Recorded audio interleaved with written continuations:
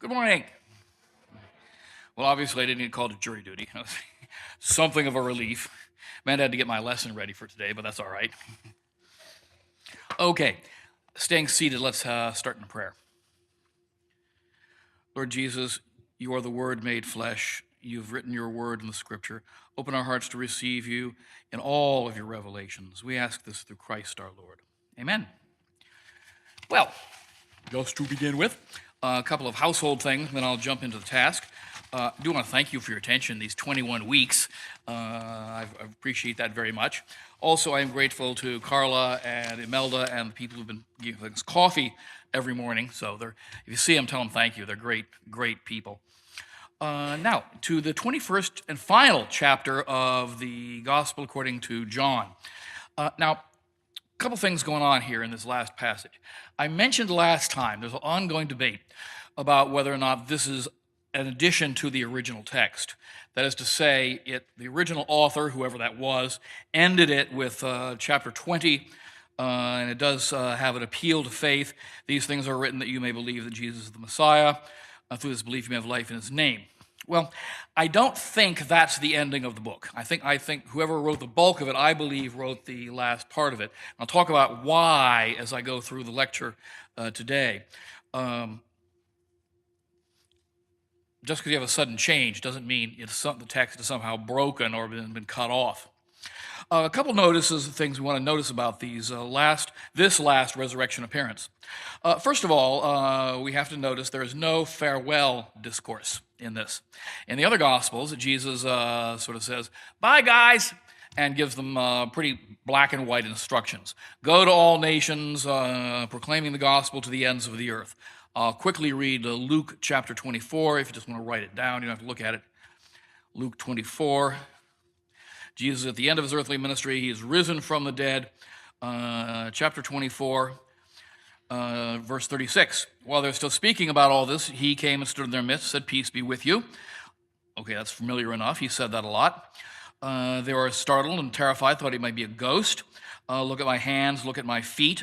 Have you anything here to eat? And they gave him a piece of baked fish. Okay. Then he says, "These are the words I spoke to you while I was still with you. Everything written about me in the law and the prophets of Moses, and the prophets and the Psalms must be fulfilled." Then he opened their mind to understand the Scriptures. And he talks about the resurrection of the dead. And then he goes on to say, "The forgiveness of sins should be preached in his name to all the nations, beginning from Jerusalem. You are the witnesses of these things. I am sending the promise of my Father upon you. Stay until the city to your clothed with power on high." And then he marches away and gets ascended into heaven. So it's clearly a farewell discourse. He knows in Luke he's going to be taken off. Nothing like that happens in John. There's no farewell discourse. There's no where he rounds up the apostles and here's one last word for you. Go out and cast out demons. He just sort of stops. We'll talk about why. Okay. Second that's different in all of this is that we don't have really a set of commands. We do have commands at the end of this gospel, but they're entirely different. At the end of the other gospels, he gives them orders: go to all nations, forgive sins. You will lay hands on serpents and they will not bite you. Here, it's much more personal. It's very personal. He's talking to Peter. You feed my lambs. You feed my sheep. Someone's going to tie you up one day and you're going to go where you don't want to go. It's all very personalized rather than Jesus addressing a larger group. Now, I'm not saying John's right or wrong. I think both are probably true. But John has a very different perspective on these things. Okay. The passage breaks down into two large sections, verses 1 to 14, and then verses 15 to the end. Okay, I'll read the first part out loud. After this, Jesus revealed himself to his disciples at the Sea of Tiberias. He revealed himself in this way. Together were Simon Peter, Thomas called Didymus, Nathanael from Cana in Galilee, Zebedee's sons, and the two other of his disciples. Simon Peter said to them, "I am going fishing." They said to him, "We will come with you." So they went out and got into the boat, but that night they caught nothing. When it was already dawn, Jesus was standing on the shore, but the disciples did not realize it was Jesus. Jesus said to them, "Children, have you caught anything to eat?" They answered him, "No." So he said to them, cast the net over the right-hand side of the boat, and you will find something. So they cast it, and they were not able to pull it in because of the number of the fish. So the disciple whom Jesus loved said to Peter, it is the Lord. Now when Simon Peter heard that it was the Lord, he tucked in his garment, for he was lightly clad, and jumped into the sea. The other disciples came in on the boat, for they were not far from the shore, about 100 yards, dragging the net along with the fish. When they climbed out onto shore, they saw a charcoal fire with fish on it and bread. Jesus said to them, bring some of the fish you have caught. So Simon Peter went over and dragged the net ashore full of 153 large fish. Even though there were so many, the net was not torn. Jesus said to them, come, have breakfast. And none of them dared ask him, who are you? Because they realized it was the Lord. Jesus came over and took the bread and gave it to them, in like manner the fish. Now, this was the third time Jesus had revealed himself to the disciples after being raised from the dead. So there's a very public moment. It's going to get private in the next one with St. Peter. Now, a couple things I want to take notice of here. First of all, just so there's no confusion, the Sea of Tiberias and the Sea of Galilee are the same thing. So don't get confused. Just alternate the names. Lots of things have 2 or 3 names. I don't think there's any significance to that. It's the lowest freshwater lake in the world. It's 209 feet below sea level, which is pretty cool. It's not very deep. It's 141 feet deep at its deepest. Anything bigger than 5, 6 means I would drown in it. So I don't care how deep things are. If it's bigger than me, I don't care.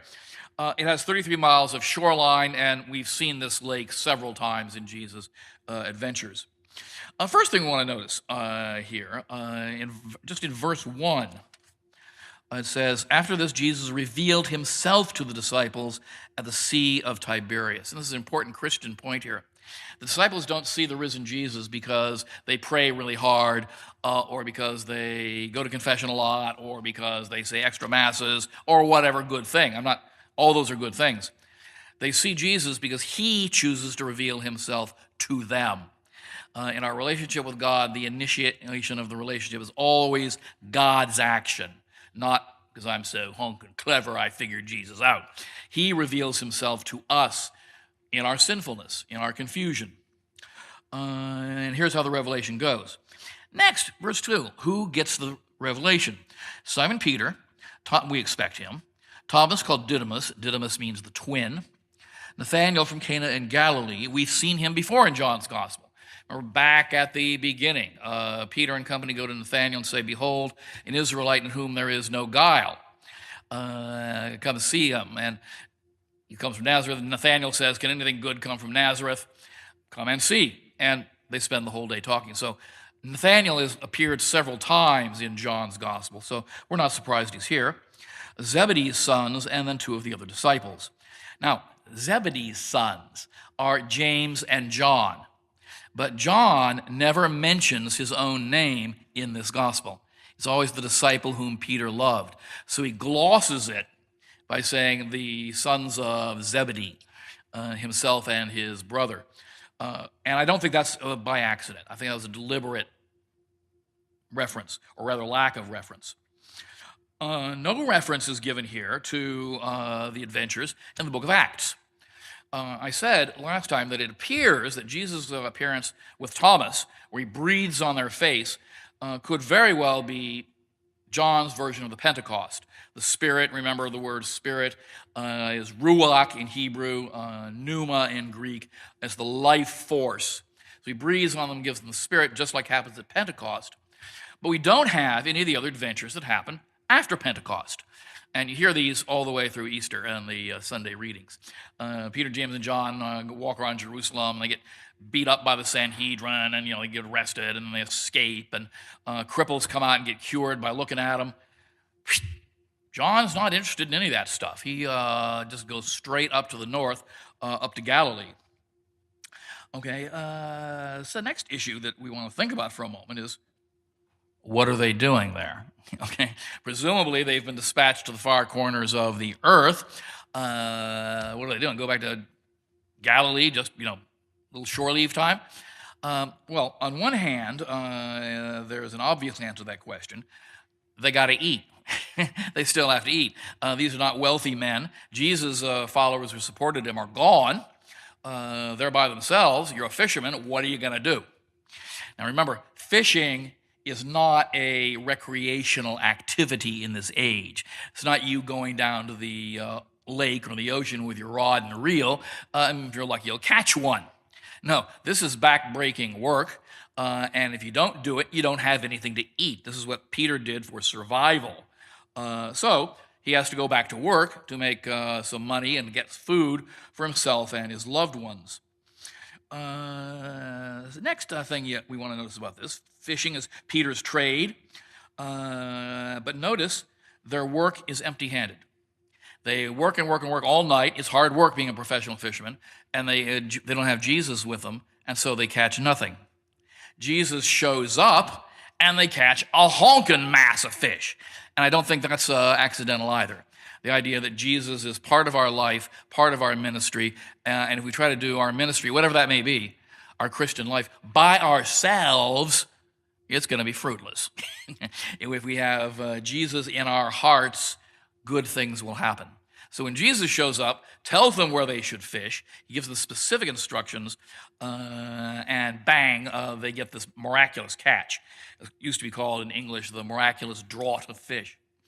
Now, there are some very silly commentaries on the Bible out there. One of them says that Jesus was standing on the shore, and he sees the guys, and the nets are over there on the left-hand side, and he can see at a better angle because he's on the shore, and the sun's coming up and lights up on the fish, so he knew where they were. That's the silliest, having been fishing, that's the silliest thing I ever heard in my life, okay? If all you need to do is look in the water, see where the fish are, they wouldn't have nothing in their nets, okay? I think this is intended to be a supernatural event where Jesus provides for them. And when he provides, it's much more than they could possibly handle. Someone did the math on this. I haven't done it myself. But it's something like, 18 fish per disciple. And they're big fish, he tells us. Notice, again, the initial incredulity of the disciples. They don't recognize Jesus at first. That's a theme we've seen all the way through. He speaks, and in response to his reaching out to them verbally, they know it's the Lord. And they come ashore. Notice, again, those fish. I'm going to talk about the fish in just 1 second. 153 fish. That's weird. A good kind of weird. Notice, once they're obedient to Christ, their crop becomes more abundant. God is not stingy when he gives blessings. Verse 7, we have one of the most badly translated verses in all of Scripture. I can't resist pointing this out. Verse 7, so the disciple whom Jesus loved said to Peter, is the Lord. When Simon Peter heard that it was the Lord, he tucked in his garment, for he was lightly clad, and jumped into the sea. That's really not what it says, okay? Here's what it says. First of all, it says he was naked. The Greek word is gumnos, and gumnos means bare butt naked, okay? It's just guys out there. They're on the ocean. Nobody can see them. It's not like it's really a private, public moment. In the hot sun, and water's going to be splashing everywhere. Why wear anything? And it says, literally, in the Greek, he put on an overcoat and his gird-ons. His overcoat and his gird-on. Well, the overcoat is probably a tunic, that like a long T-shirt that men would wear in the day, with the rope tying it around the middle, his main clothes. And his gird-ons, it's probably his underwear. I won't define for you what underwear looks like here. We all know. But in the ancient world, what does underwear look like? Underwear looks like a long ace bandage. And what you do is you stand there. I won't do this by gestures, but what you imagine is wrap it around all your parts, and they all stay nice and snug and aren't going to get damaged. When the Bible says King David goes to war, it said he girded up his loins and went to fight. Well, that's quite literally what he was doing. He's making sure everything's where it should be. In case you're wondering, it's not relevant to our discussion today. A brassiere worked the same way. You take a long bandage of cloth, wrap it around yourself lots and lots of times, and then you're all set to go. When my mother was a brand new 20-year-old bride, her future mother-in-law, my grandmother, told her to make sure to wrap it several more times around her because the boys really like that. And my mom said, what the hell? because she wears normal modern clothes. She was a city girl. And my father, I'll explain it to you, dear, after we're married, okay? But my grandma, who grew up on the farm out in the backwoods of Kentucky, that's still how they did it back then. So he girds his loins up because he's fishing naked. But apparently they don't want us to think about that when we read the gospel. Lightly clad indeed. So they jump into the water, bring the boat not far from shore, only about 100 yards. The original would have been in stadia, not yards. Stadia was the Greek measure of distance. A stadia is about 3/4 of a mile. There was a famous race in the Greek Olympics called the Stadia Race, where they raced a certain distance, so everybody knew what a stadia was. It's where we get our word stadium from to watch the athletic competitions. So in stadia, that's I guess about 100 yards, whatever that is. And sort of dragging the fish alongside them. When they climbed out, they see the charcoal fire with the fish and some bread. Jesus said, "Bring some of the fish you have just caught." Peter went and dragged the net ashore, full of the 153 large fish. There were so many, the net was not torn. Literally, the Greek says the net was distended. It was stretched further than it should have gone. There were that many fish. A couple things to comment there on that. Okay, verse 9, a charcoal fire. Now, I told you to look out for that. We've been in a charcoal fire once before. When Jesus was arrested and hauled away, Peter, who's right here, Peter goes into the high priest's courtyard and is warming himself by the charcoal fire, and there he betrays Christ. Here, we got another charcoal fire, and Jesus is waiting for him. Well, Peter. I suspect it could have been an awkward moment for good old Peter here, but I don't think that's accidental, that it's the losing of Peter's soul and the gaining of Peter's soul both occur by a nice warm fire. Second thing that I think is worth noticing about all of this is there seems to be a repetition here. On one hand, we have feeding miracles Jesus has done. Remember those? He takes the loaves and the fishes, multiplies the heck out of them, and he feeds everybody. Well, first of all, he's feeding them again, obviously, bread and fish, okay, just like the previous feeding miracle. Where did Jesus get the fish from? Okay, was he sitting there with his own rod and reel, bringing a couple in for the disciples who wouldn't be hungry? This is not the world where you stop at Albertsons or Save-On and pick up a couple of trout and show up on the beach. It's deliberately left mysterious where these fish came from. But Jesus somehow, he's good at producing food like that. And so that's a good thing. And so they're going to have a breakfast. And again, feeding, nurturing. Many scholars, and I agree with them, have suggested this may also be a symbol of the Eucharist. For Christ to magically produce, magic's not the right word, miraculously produce bread and give it to the disciples to eat, to nourish them, that's probably an allusion to the Eucharist. Now remember, John's called the sacramental gospel, but he never describes the sacraments. Okay, he knows about them. He makes it clear that he knows about them, but he doesn't go into any details. He just alludes to them like this. For instance, we don't have a description of the Last Supper. We don't have this is my body, this is my blood dialogue. They show up, he washes everybody's feet, and then he goes off on one of those monster-long discourses. What happened at the Last Supper? He doesn't say. Now, why doesn't John talk about things like how you baptize or what you're supposed to do for Holy Communion? A couple theories on that. One is that we know the early Christians could be quite secretive about their rituals. They didn't like the outsiders to know them because they were always misunderstood. Now, is that why John's sort of covering it up? John is the latest of the Gospels. That's possible. That's possible. That we have from 200 AD, the writings of an African priest named Tertullian. And Tertullian, he's an interesting guy. He's one of the church fathers. However, he left the church before he died and joined some wacko sect. But while he was alive, he was a priest and he did a large ministry. We have his writings from when he was an Orthodox Catholic. And he says, here is what they accuse us of. And he gives this bizarre description. We are accused of taking a pile of wheat and mounting on top of a freshly killed baby. The initiate who wants to be converted is blindfolded, is brought in, handed a knife. They plunge it into the wheat. They take the mask off. He sees what he has done. Now he can't tell anybody what the secrets are. And they eat the bloody grain. Well, that's not what we do in the Catholic Church, okay? That is a misunderstanding, a misrepresentation, but it shows what people thought about the Christians in those early days. Tertullian's also noted for a famous line, "Gonna feed to the lions? Go ahead, try it. We got more Christians than you got lions. Come and get us." It's a great line. He was kind of an outspoken guy. But could that be what's going on here in John's Gospel? It's not something I want to talk about because wacko ideas get out. It's possible. Possible. Come back to this in a second, but I think there's another explanation. Okay, next, the fish. Let's talk a little bit about verse 11, 153 fish. Now, I'm not going to tell you what it means because I'm not sure myself.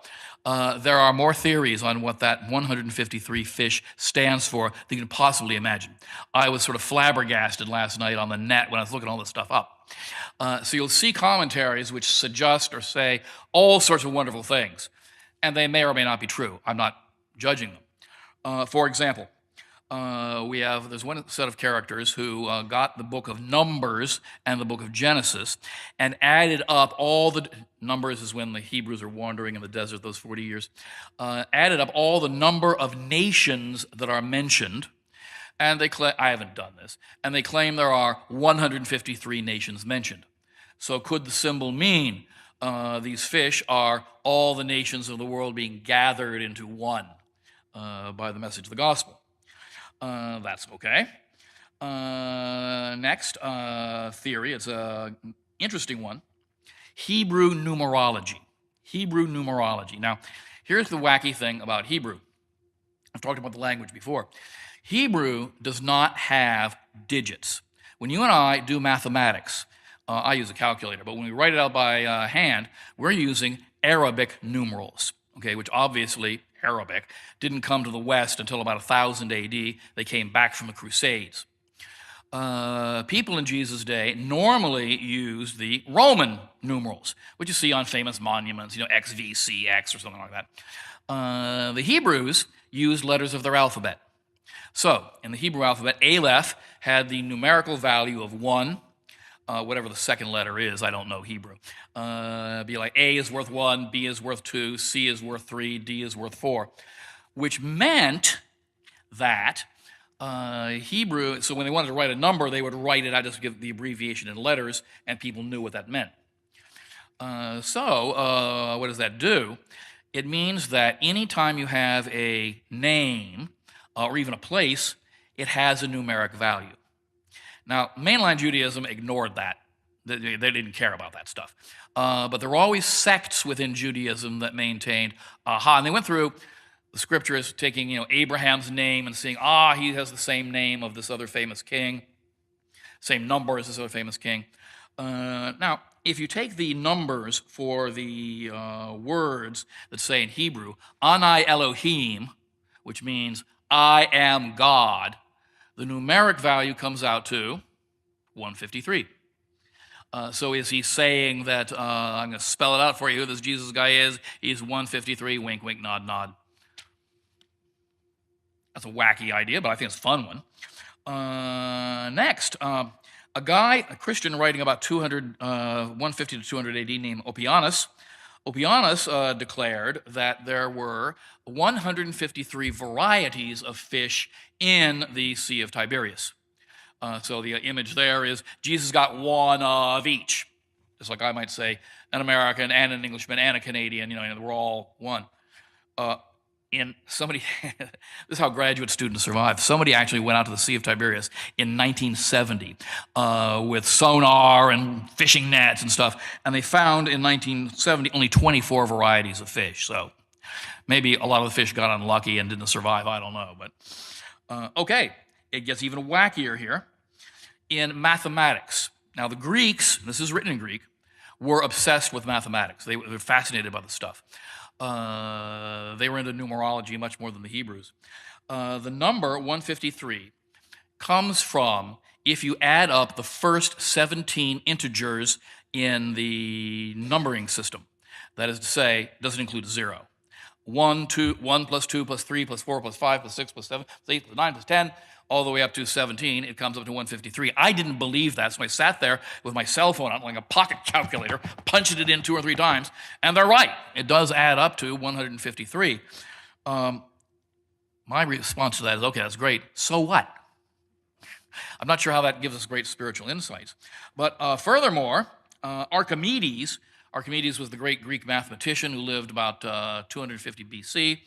Archimedes used the digits 153 as a shortened version, a symbol of the square root of the number 3, which I gather you need to calculate the measure of a circle. Now, Archimedes had nothing to do with the New Testament, obviously, but the people who wrote the New Testament were familiar with Greek mathematics. Could that be like me writing a biography of Jesus, remembering something from my algebra lesson back when, and using a number? I suppose it's possible. In the Middle Ages, and this is my favorite one. In the Middle Ages, there was a guy named Saint Simon de Montfort, and Simon was a great advocate of the Rosary. If the Rosary was everything, some of you have probably read, Montfort's not his right name. Anyway, Simon. Pardon? Louis de Montfort, that's it. Wrote a number of books about the Rosary, including the 54-day dedication to Mary, consecration to Mary. Same guy. He pointed out that in the Rosary, there are, 100, if you say several rosaries, 153 Hail Marys. Rather 53 Hail Marys, because there's 50 times 5 plus the 3 at the end. The Rosary wasn't invented in the days of Jesus. So I think what's going on here, and I'll spare you any more 153 theories. I think, first of all, it does want to say this is an eyewitness account. Okay, who would know there's 153? If it was just me, I saw a pile of fish, say, big old pile, there's a lot of them over there. He's saying, I know exactly what I am talking about, 153. Now, some people have suggested, this is not necessarily wrong, he uses a symbol with gobs and gobs and gobs of fish. But the fact that it's a precise digit, I think John is letting us know it's really me. I'm the beloved disciple. I saw this with my own eyes. It's real.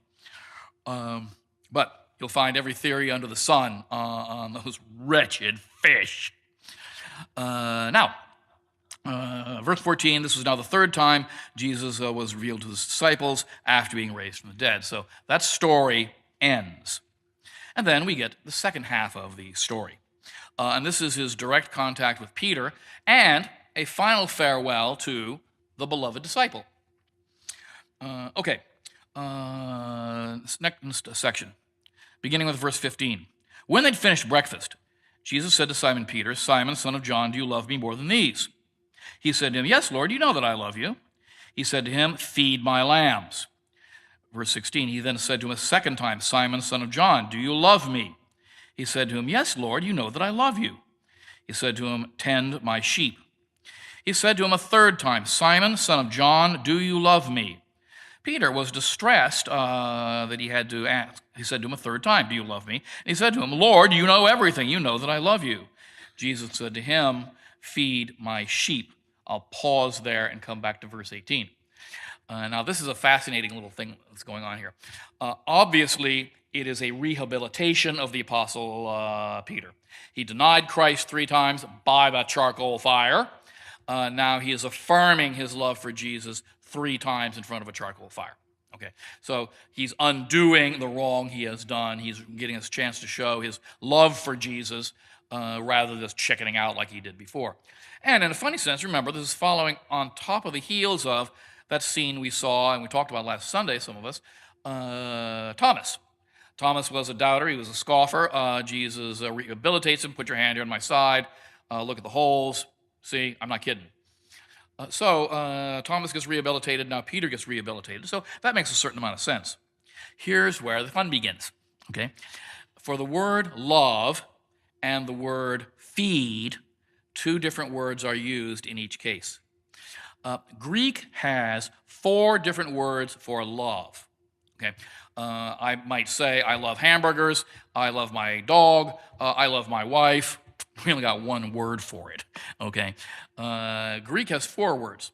Storge means a heart-wrenching love, like maybe your heart's been broken. Phileo means a personal love that I have for you. Agape means general community kind of love. It's often used in the New Testament for reference to people who belong to the same church. And then, of course, there's eros, where we get the word erotic from, a very different kind of love, physical love. Here, Jesus uses, Simon, do you love me? Simon, do you love me? Simon, do you love me? Simon, do you philie me? Do you agape me? Do you philie me? He uses the 2 different words, one after another. So it's almost as if he's saying, do you love me? Yes. Do you like me? Yes. Well, do you love me? Yes. So he's asking Peter much more searching questions than just like, hey, we okay? We still on good terms, dude? He's asking the depths of Peter's love, both in terms of the large fellowship, the agape fellowship, and a personal relationship, like father to son or brother and sister. Next, notice he uses different words for what he wants Peter to do with his sheep. Okay, when he professes his love, Jesus says to him, "Do you love me, Simon, more than these?" "Yes, Lord. I love you. Feed my lambs." Next time he asks him, he says to him, "Tend my sheep." He said to him a 3rd time, "Do you love me?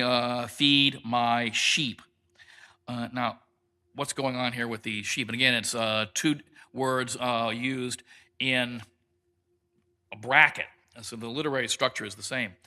Okay, feed and tend are 2 different words. In the Greek, they're quite explicit. Feed means I give you food. Okay, a farmer feeds his animals. A shepherd has to feed his sheep, by leading them to good pasture. It's a very practical kind of activity. Tend my sheep. Tend my sheep means care for them.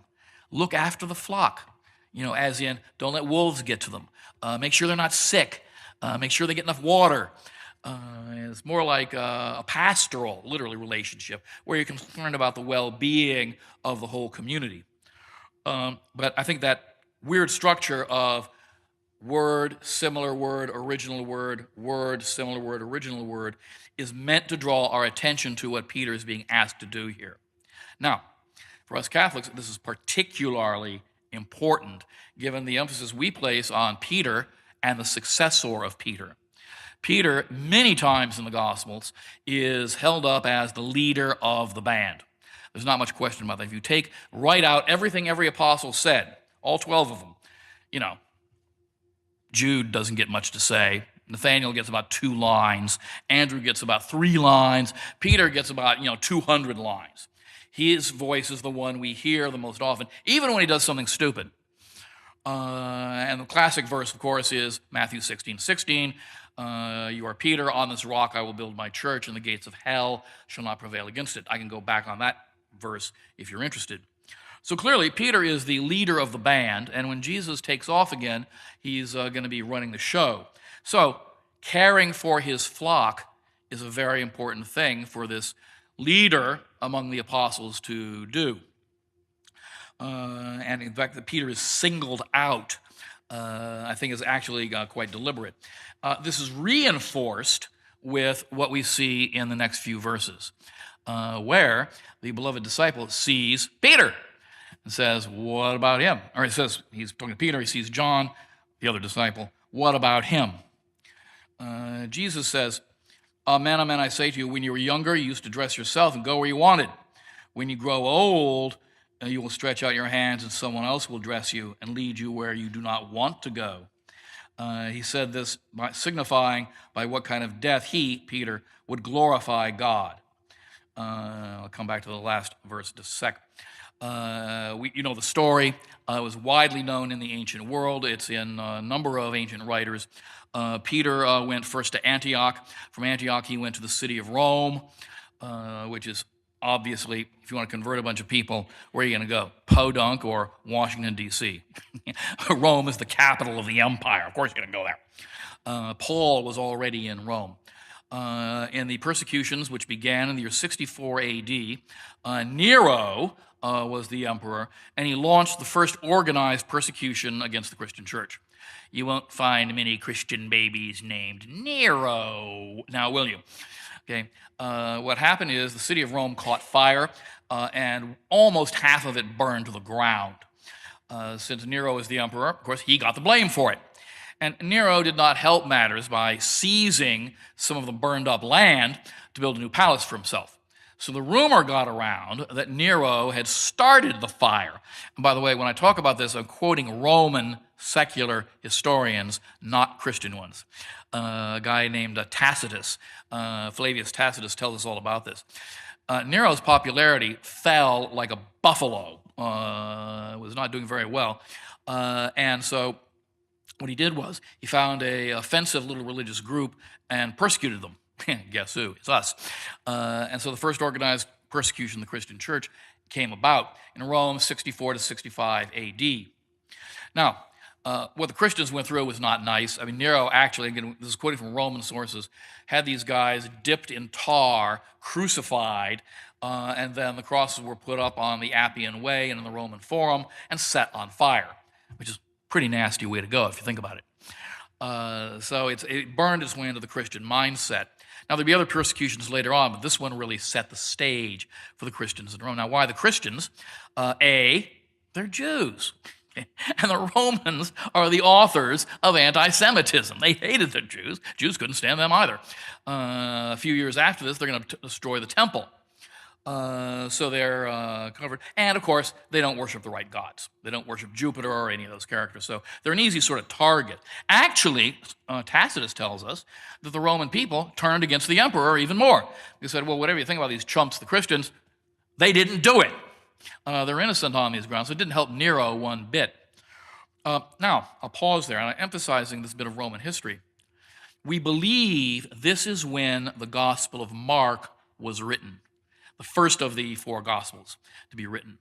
Mark, we know from the New Testament, was St. Peter's sidekick. They traveled together. Paul argued with them about Mark at one point. At the end of the first epistle of Peter, Mark, who's probably taking it down for Peter, that first epistle. Remember, in a world without glasses, you need a younger person to write down what you say. You can't write a letter on your own. Is I, Mark, too, send you greetings. So he's clearly Peter's sidekick. Now, while the apostles were alive, if you wanted to know what Jesus taught, it wasn't too hard to figure out in the early church. You want to know what Jesus taught? Do we have to keep kosher anymore? Can I eat pork? Gosh, I don't know. Go ask Nathaniel. He's standing over there. He knew Jesus personally. While the original 12 were alive, it was quite easy. Hey, Peter, what did Jesus say about marriage law? Can I have two wives? No, that was still awful. You had somebody who knew Jesus who could answer those questions. What happens if in a night, poof, you lose your apostles? And in Rome, Peter and Paul both died. Paul was killed by beheading because he was a Roman citizen. Peter was crucified on the Aelia Vaticana, the Vatican Hill, which is an execution field. Also, there's a racetrack down there. Well, there was. Now there's a big old church there, but it's outside the walls of the city of Rome. They're gone. What do we do? Well, you got Mark standing over here, who's been Peter's sidekick all these years. He's heard Peter tell the story of Jesus. Mark, get this stuff down. And so Mark is believed to have written down everything he could remember about Peter. And if you notice, in Mark in particular, Peter gets all the lines. And why? Well, Mark was there to write them down for him.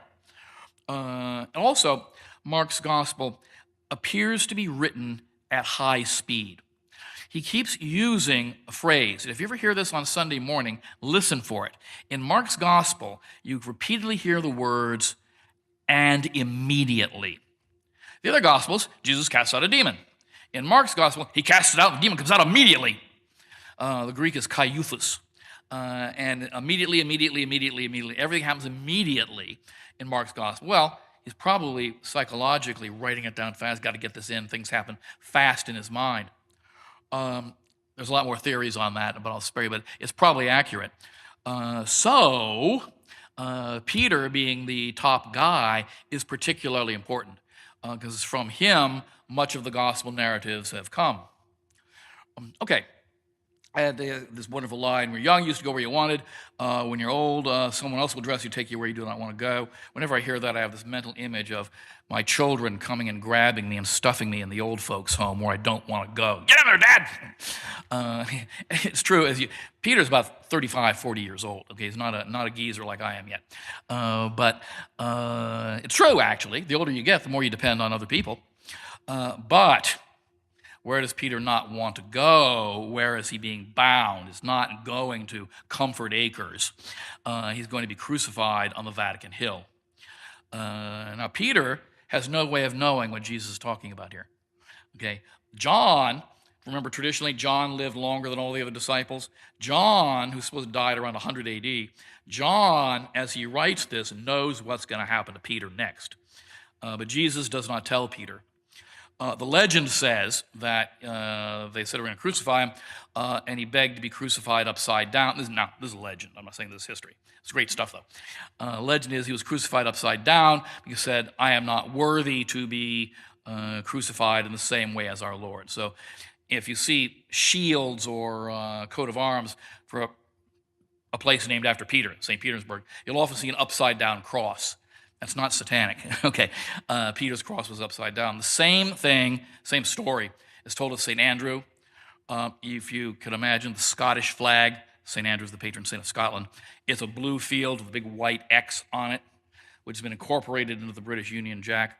Allegedly, St. Andrew said, I'm not worthy to die on a cross like Jesus, so they used an X-shaped cross and pinned him up on that. That's irrelevant. What is important is he's going to be crucified one day, led where he does not want to go, because not something anybody wants. And then he said, follow me, follow me. Okay, the beloved disciple, verse 20. Peter turned and saw the disciple following whom Jesus had loved, the one, just in case you forgot, the one who also had reclined with his head on his chest during the supper, and said to Master, who is the one who will betray you? Peter saw him and said to Jesus, Lord, what about him? So he sees John over there in the distance, probably frying fish, I don't know. What about him? Okay, I'm going to get led to someplace I don't want to go. What's going to happen to my sidekick over here, John? And Jesus says, what if I want him to remain here until I come? Whose concern of it is yours? You follow me. And then we have this false rumor. Word spread among the brothers the disciple would not die. But Jesus not told him he would not die. He said, what if I want him to remain until I come? What concern is it of yours? I really like this section because, I frequently go to God and say, God, why are you letting all these crappy things happen in the world? Why are you letting that congregation over there fall to pieces? Why are all these people being mean to me at work or whatever? People aren't being mean to me, don't worry. Why is this stuff happening? And the response I usually get is, I'm in charge here. You're not. Follow me. And I think that what Jesus says to Peter, he says to all of us when we're surrounded by things we don't understand. Your job is not to get it right. Your job is not to know what the person next to you is going to do for Christ. Your job is to follow Christ. The other person, he has similar marching orders. Don't worry about him. You do what I, Jesus, told you to do. When Bishop called me and told me he was going to assign me to this parish, I was like, what? Because I'd been in several arguments and many angry letters were written between me and several other priests, and I lost the arguments and got wayside. So I was not expecting at all. People said, you should go out there. I said, I don't get to make this decision. So my reaction was, Lord, I don't know what you had in mind. You sent me to Palm Desert, but I'll go. And I told the bishop, yes, obviously. But it doesn't always make sense. Sure, it doesn't make sense to me, but God's in charge, and I'm just going to say, yo, Jesus, I'm on it. No, bless you. Thank you. Now, let's come to the last few verses here. Verse 24. It is this disciple who testifies to these things and has written them. And pause, notice that. This disciple is speaking in the third person here. That disciple has written these things. Then it says, we know that his testimony is true. Who's the we? Okay. There are also many other things that Jesus did, but if these were all to be described individually, I do not think the whole world could contain the books that could be written. Okay. Actually, literally, that last verse is true. If they've done computer searches on this one on the internet. More books have been written about Jesus of Nazareth than any other human being in world history. For a lot of different reasons. The number 2 is Martin Luther, and number 3 is Karl Marx. So go figure. The world is full of books about Jesus. Now, what's going on here? There's a theory, and it was put out by a biblical scholar named Brown. And Mr. Brown, he's a Catholic priest, is very unpopular in certain Catholic circles. People have accused him of distorting the Christian faith because some of his conclusions people don't like. I actually heard the guy speak, and he was so smart, it hurt to listen to him. You know, he knew every book that had ever been published on the New Testament. He had them in his head. He was an amazing man. Anyway, Brown wrote a book called The Community of the Beloved Disciple. The Community of the Beloved Disciple.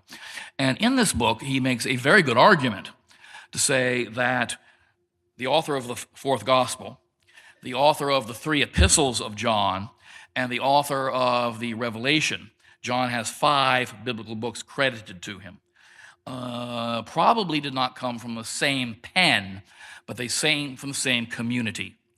That the people who gathered around the aging John, because Revelation tells us he was exiled to the island of Patmos. Tradition says he took the Virgin Mary with him to look after her. If you go there, they'll sell you souvenirs and you go visit the cave. But the community of the beloved disciple wrote these things down for him. That's an interesting argument. I think there's a lot to be said for it, but I wouldn't want to say it as black and white truth. But they can point to passages like this one, where he switches from he said, she said, he said, to I do not think the whole world could contain the books. Is that John? Is that a member of the community of the beloved disciple? We don't know. We don't know. But again, he switches. Only time he says I. Only he says I. So is he John's assistant marveling at what John had said? Or is he John just saying, bye-bye, y'all. I saw it. We don't know. Now, last thing I want to talk about in my few minutes that are left before we go to questions. Notice, I said at the beginning, there was no dramatic ending, no ascension into heaven, no commissioning the apostles, sending them out to the far corners of the world, and no obvious Pentecost. Why not? There's no ending to the story. A lot of scholars have said this, and I entirely agree with them. There's not supposed to be an ending. Okay, the other disciple, you have a sort of nice little timeline. Jesus is in heaven, he gets born, he lives, he dies, he's resurrected, he goes back up to heaven, bang, end of issue. And that's a great story, and I believe it. John seems to want to say something rather different. He still appears to us. He's still with us. Nowhere does it say the resurrection appearances of Jesus have an end. Okay, and given that John is the sacramental gospel, we Catholics would say, yeah, he does appear among the disciples on a regular basis, including, 7:45 this morning was the last time I saw it. So he may be wanting to say that we are still in the days of the resurrection. Jesus is still appearing like he did to those guys at Emmaus and so forth. It would be very easy for him to come up with a line, and they all lived happily ever after, to conclude the story. He doesn't. Why? The story is still going on. It's still going on today. For the past 21 weeks, I thank you for your attention. Any questions? Yo.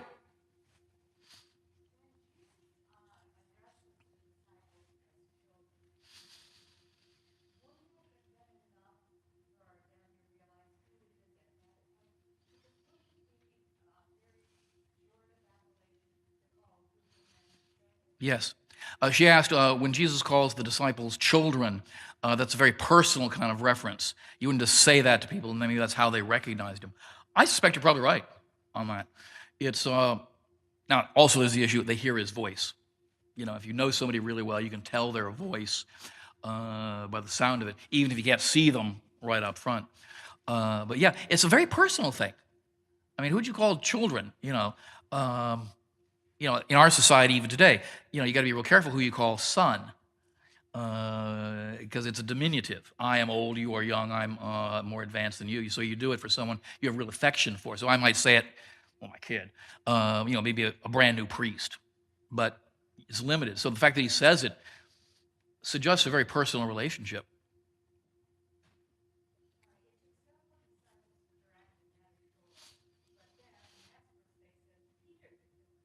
Good question.